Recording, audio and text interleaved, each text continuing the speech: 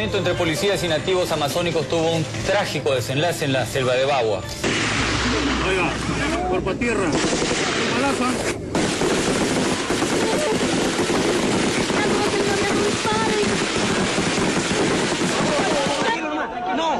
La selva de Bagua despertó esta mañana convertida en un infierno, precisamente en la curva del diablo, donde la violencia tiñó de rojo el manto verde de la Amazonía.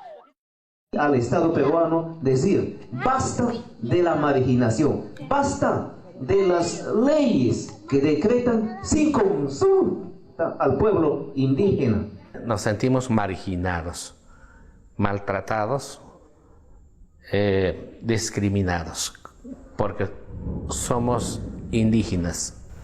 A raíz de estos problemas, el presidente ha pedido que todos los peruanos expongamos nuestras ideas sobre cómo alcanzar la paz social en la Amazonía. Soy Hernando de Soto y con mis colegas que han pasado los últimos meses haciendo investigaciones en la selva peruana, presentamos este documental que resume nuestro primer aporte en búsqueda de una solución. En él coincidimos con nuestros hermanos nativos que el reconocimiento de sus territorios es el problema central del cual se derivan todos los otros. El ILD, mi organización, conoce bien el tema, pues nosotros diseñamos los sistemas que dan a los marginados del Perú la posibilidad de acceder a sus tierras, controlarlas y extraerles el máximo valor a través de la propiedad y la empresa. Comenzamos con el registro predial y la simplificación administrativa en el primer gobierno de García y terminamos con la creación simplificada de empresas y COFOPRI en el gobierno de Fujimori. Estos sistemas son tan exitosos que se están aplicando en 5 continentes. El lugar más notorio donde no se aplican es la selva peruana. Esto se debe, por un lado, a un descuido histórico del Estado peruano y por otro, a gente como el señor Pizango, mal asesorado, que nos ataca sosteniendo que hay una incompatibilidad entre la realidad indígena y la propiedad. Pero los hechos dicen lo contrario. Asistidos por apus, huimacos y jefes indígenas de las etnias mayoritarias de la selva peruana, hemos recogido centenares de documentos elaborados por las propias comunidades que nos demuestran 4 hechos concretos.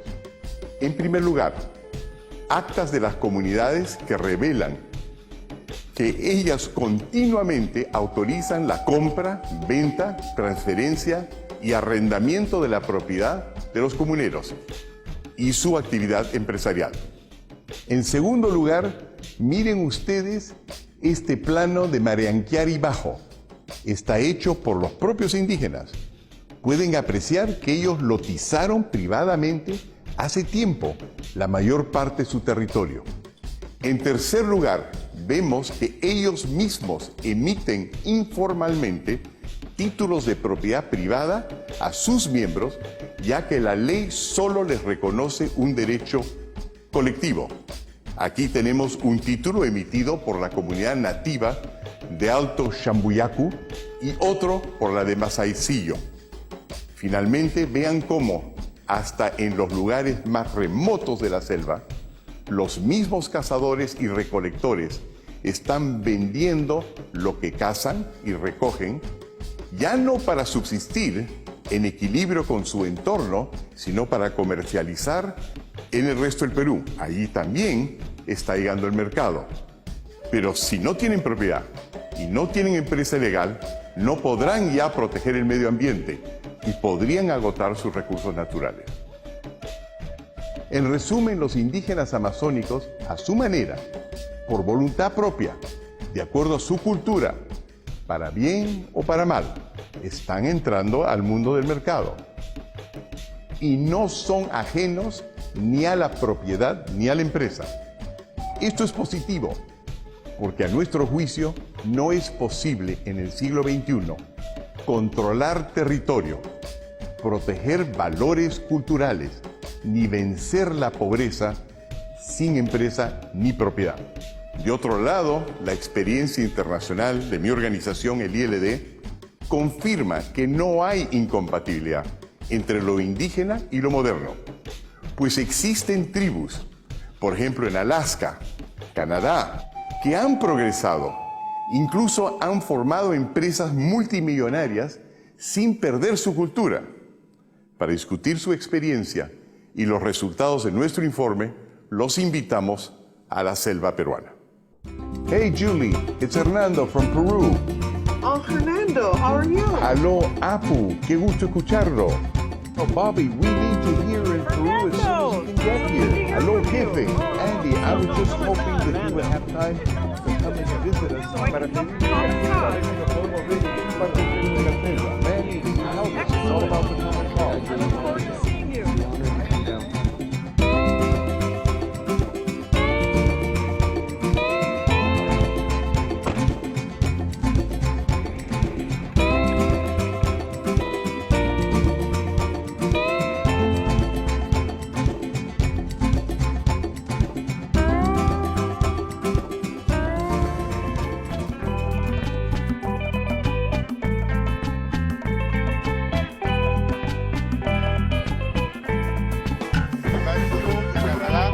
Bienvenido. Gracias. Bella Shénica. Shushma.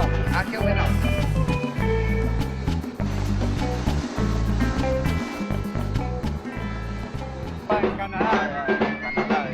Yes.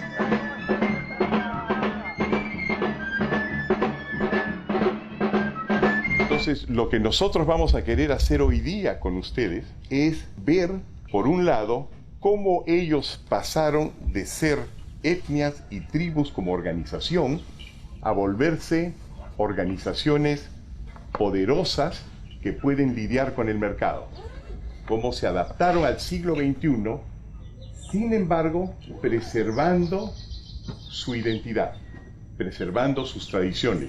My dream is to unite the eagle and the condor, so that one day all of the peoples, our peoples of the Americas, will be able to work together for a better future for future generations. Our native land is most important to us. Our motto is take our land, take our life. We come here with very happy hearts to share our experience and also to learn from you.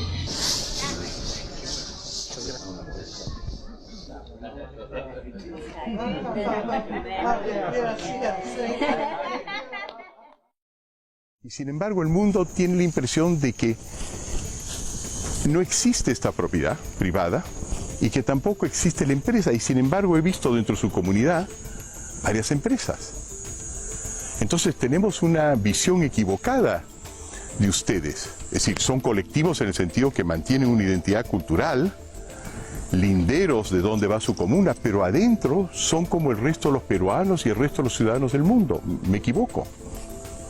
Sí, definitivamente. Esto es una equivocación, más que una equivocación, un error que nos tienen en el mundo, ¿no? Porque, como usted lo ha dicho, nosotros somos colectivos en la forma de organización, pero, como dice, después de su colectivo, cualquier cosa de nosotros es en forma individual. De nuestros estudios y discusiones se desprende que los títulos y normas propias u otorgadas por el Estado a los indígenas no son más que pedazos de papel. No tienen los mecanismos estandarizados que los conectan al crecimiento económico. ¿Cuáles son estos mecanismos? Primero, los derechos de propiedad. Un buen título de propiedad permite adjudicar, arrendar, dar en posesión, uso, usufructo, servidumbre, acceder al crédito, al capital, al seguro y otras funciones. Son precisamente estas funciones las que hacen que los bienes tengan un mayor valor. Son comparables a cuchillas suizas, con varias funciones que sirven para cortar, destapar, limar, auscultar, serruchar. Los títulos que reciben los nativos, en cambio, prácticamente no tienen ninguna función. Son comparables con una cuchilla de una sola hoja, pretenden otorgar seguridad en la posesión. Sin embargo, dada su debilidad, están nuestros indígenas siendo continuamente invadidos y su titulación se desactualiza, por lo que su credibilidad empresarial casi no existe. Solo valen dentro de los linderos de la comunidad. Es decir, no solo están aislados nuestros indígenas del resto del Perú y del mundo, sino que incluso entre sí. El título de propiedad nativo separa a las etnias en lugar de unirlas.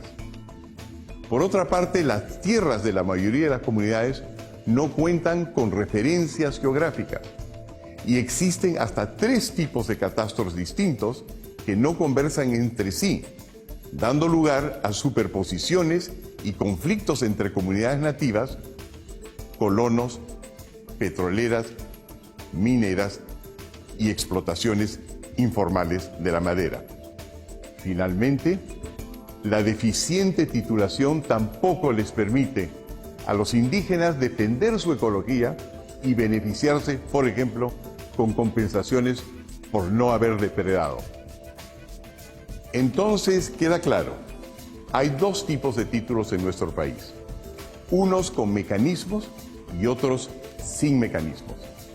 Es como estos 2 relojes, parecen iguales, pero si los volteamos, uno tiene maquinaria y funciona, y el otro, el indígena, no la tiene. Y es que los mecanismos de la propiedad, al igual que en estos relojes, son invisibles. Son complicados, es laborioso entenderlo, aburrido y poco romántico. Pero Dios está en los detalles y en los títulos también. El segundo mecanismo para el desarrollo son los buenos derechos empresariales. Con ellos se obtiene responsabilidad limitada, gerencia profesional separada de los intereses políticos. Pueden emitir acciones para recibir inversión, acumular activos y transferir los valores tangibles o intangibles de la empresa. Los indígenas no tienen estas ventajas. Operan sin responsabilidad limitada, es decir, con alto riesgo y sin crédito ni capital. Como sus títulos no distinguen entre los bienes propios y los comunales, no tienen activos para garantizar créditos o aportar capital a una empresa.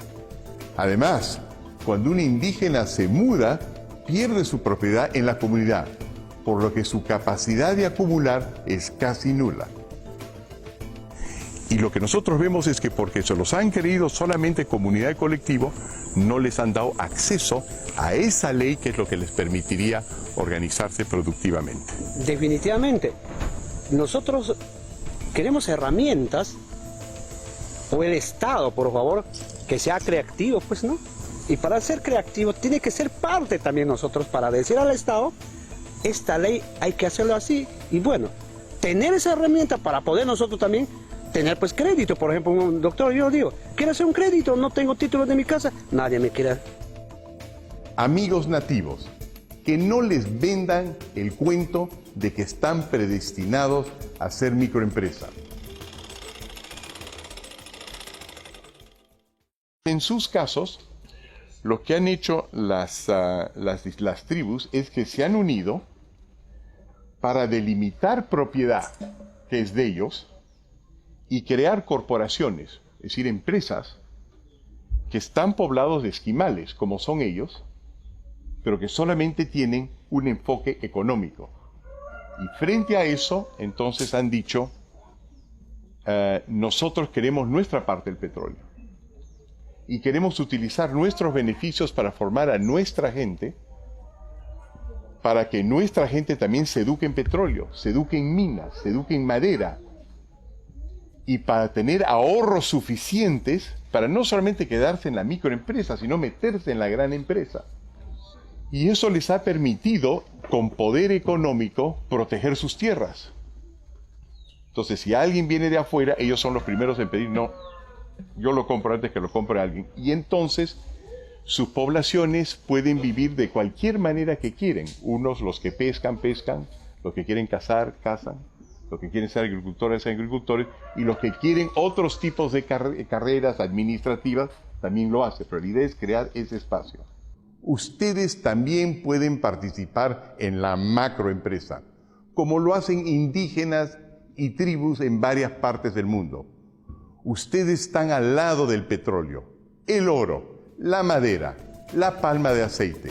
Es justo y lógico que también tengan la posibilidad de integrarse a su entorno productivo. Pero ¿cómo lograrlo?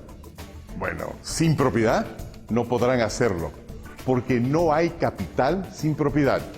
Ahí reside el misterio del capital.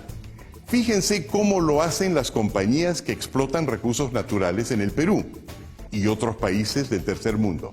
Primero obtienen una concesión, un título de propiedad privado sobre el territorio que quieren desarrollar. Luego fortalecen su derecho acogiéndose a las garantías otorgadas por tratados internacionales firmados entre el Perú y el país donde ha sido constituida su empresa. Esto les da un supertítulo de propiedad, porque el Perú se ha comprometido internacionalmente a permitirles elegir la modalidad de producción que más le conviene, hipotecar sus concesiones, remesar utilidades, y no les pueden cambiar la ley ni la tasa de los impuestos acordados. Con todas estas protecciones van a los mercados de capitales y convierten sus títulos peruanos en dinero para inversión. Ven como territorio peruano no solamente puede producir flora y fauna y ser el piso de una casa, sino que también puede producir capital con un título bien elaborado. Es el título el que genera el capital. ¿Y qué tienen los indígenas peruanos para conseguir inversiones, crédito y tecnología? Pues nada, porque en lugar de luchar por una propiedad con todos estos mecanismos, con todas esas funciones, nos han vendido la falsa idea de que lo indígena es incompatible con la propiedad. Es importante preguntarle a los propios nativos qué es lo que quieren y piensan. No solo escuchar a quienes tienen ideas románticas, importadas o preconcebidas sobre ellos. El 70% quiere adaptarse al desarrollo o al mundo globalizado, que digamos. Pero existe también un 30% que todavía dice, bueno, esto hay que ser, nos queremos quedarnos acá y no queremos todavía la influencia de ellos porque nos pueden perjudicar o pueden desaparecer nuestra cultura. El 90% de los jóvenes ya tienen una visión ya más empresarial, que digamos, o una visión ya más de querer desarrollarse, de querer ser algo más en la vida, no solamente quedarse en la comunidad y ser a los 16, 17 años ya ser un padre de familia o ser cazador. Pero hay que preparar gente, preparar jóvenes profesionales, empresarios, abogados, de repente de otras profesiones, como ya los indígenas de Alaska nos han demostrado que ellos están bien organizados y ellos han avanzado mucho de lo que nosotros estamos recién empezando. Más de 100 años creo que ellos han luchado y han logrado, ¿no? Entonces yo creo que esa es la idea, cómo tenemos que asegurar nuestras generaciones que vienen, ¿no? Territorio bien saneados, tener garantías ante los bancos que pueden prestar. Y nosotros no contamos con nuestro territorio propio. Tenemos quizás solamente de nombre, pero no contamos con nuestro título de propiedad. Pero nosotros indígenas debemos de pensar más adelante, el más futuro, hacer educar a nuestros hijos, poner la universidad a nuestros hijos, tener una calidad de vida a mejorar. Nosotros ya no pensamos por nosotros, sino pensamos en esas niñez que vienen. And what I heard the leadership asking for and saying is that they wanted to be part of the economy. They've been marginalized.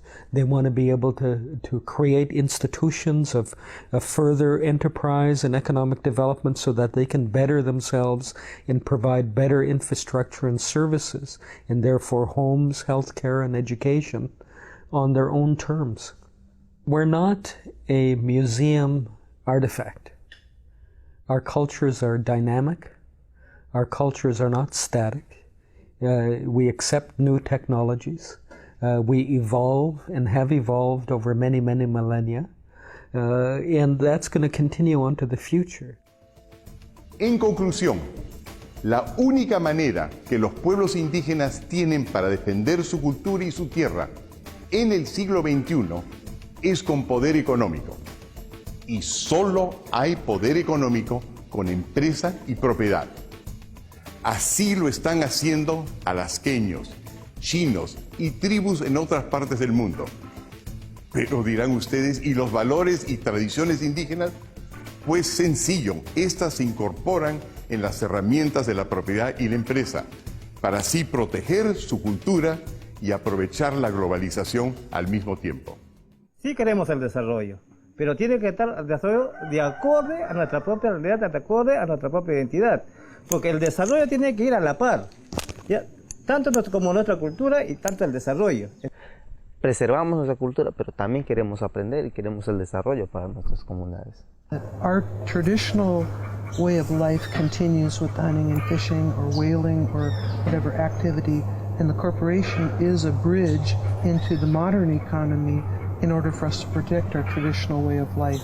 Our people, if they asked what was the most important thing to them, besides their children and their grandparents and the family, obviously, is the ability to have the freedom to hunt and fish and feed your families, and to be able to continue cultural traditions. Our corporations are one of our best stewards for protecting the culture. Without the resources that are available through the corporations, the values and the traditions that we've enjoyed for thousands of years wouldn't otherwise be protected. It's important to recognize that you're not trading your values and your principles by participating in this model. It's been my experience that we can operate our businesses, we can operate and build capital to operate our businesses without compromising our values and the principles that make us unique as a people. What we have found from our experience is we've learned you can modify the corporate structure and you can put indigenous values into the corporate structure, and it isn't just rampant capitalism that strips out anything of value from anybody that you deal with. We have seen with the corporate structure that we deal with, our native corporations on that you can modify that and you can change the corporate structure as you go about and do business. Yo creo que en el Perú no hay voluntad de excluir a las etnias amazónicas. Hemos tenido presidentes de origen indígena, mestizo, blanco y asiático. Y cualquier día tendremos uno de la selva. Este no es un país cerrado. No hay motivos para discursos ni acciones extremistas ni violentistas. Nuestro problema, como en todos los países en desarrollo, es la existencia de una legalidad que todavía no incluye a los pobres y la presencia de élites nacionales y extranjeras que creen que un título de propiedad es solo una hoja de papel y no la llave de un sistema de relaciones económicas que crea paz y prosperidad. Será por eso que solo escuchamos citar algunos logros que todos celebramos, como el Convenio 169 de la OIT y la Declaración de los Derechos de los Pueblos Indígenas de la ONU, aprobados multipartidariamente en los gobiernos de los presidentes García y Fujimori. Y se omite, en cambio, la Declaración de la OIT sobre globalización y la resolución de la Asamblea General de la ONU sobre el empoderamiento legal de los pobres, impulsadas por mi organización, el IDD, que demandan los mismos derechos de propiedad para los indígenas y los pobres que los que tienen las transnacionales. A mis amigos en la selva peruana, un mensaje personal. Yo sé cómo duele la injusticia y cómo nos consolamos pensando que nuestros orígenes nos hacen especiales y que cambiar más bien nos debilitaría.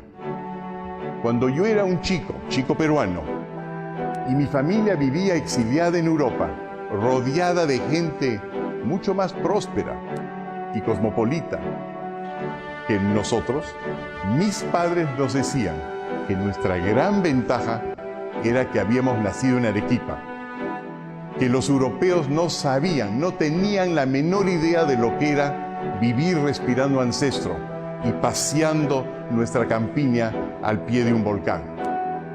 Pero eso no les impidió que nos dieran las herramientas económicas de la modernidad. Se daban cuenta que negar la existencia del mundo desarrollado nos encerraría en el subdesarrollo.